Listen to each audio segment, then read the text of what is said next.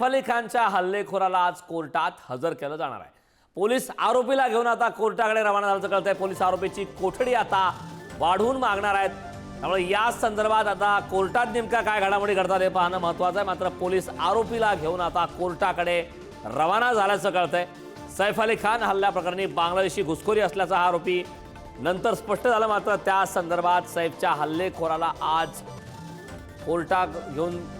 कोर्टाकडे घेऊन जात आहेत पोलीस आरोपीची आता कोठडी वाढवून मागणार असल्याचं कळतंय। त्यामुळे या संदर्भात काय घडामोडी कोर्टात घडतात हे पाहणं महत्त्वाचं आहे। सैफच्या हल्लेखोराला कोर्टात आता हजर केलं जाणार।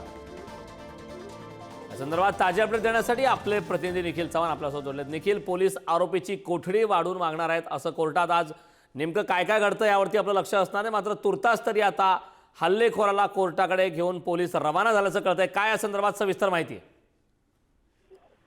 कारण आपण पाहिलं तर बँड्रा पोलीस स्थानकाच्या माध्यमातून हा संपूर्ण तपास सुरू आहे आणि आज या ठिकाणी 5 दिवसाची जी पोलीस कस्टडी आहे ती संपत असून सैफ अली खानच्या हल्लेखोराला आज पुन्हा एकदा बँड्रा कोर्टात हजर करणार आहेत। आज संपूर्णपणे आपण युक्तिवाद जर पाहायचा झाला तर मग या ठिकाणी पोलीस आहेत ते त्यांच्याकडे असलेले सर्व पुरावे आहेत ते कोर्टामध्ये सादर करू शकतात आणि याच अनुषंगाने हा जो हल्लेखोर आहे हाच खरा जो सैफ अली खानच्या घरी घुसलेला जो चोर होता तो आहे आणि तो हल्ला करणारा हाच व्यक्ती आहे असं देखील या ठिकाणी कोर्टामध्ये आहे ते पोलिसांच्या माध्यमातून मांडण्यात येईल। परंतु नक्की हा युक्तिवाद काय होतो हे देखील पाहणं महत्वाचं ठरेल। थोड्याच वेळामध्ये बँड्रा पोलीस आहेत ते या ठिकाणी घेऊन येतात। बँड्रा पोलीस आहेत ते आरोपीला घेऊन कोर्टामध्ये हजर झालेले आहेत आणि याच बँड्रा पोलीस स्थानकाच्या माध्यमातून आता पोलिसांच्या संपूर्णपणे फौजफाट्यामध्ये या आरोपीला आहे ते घेऊन आणण्यात आले।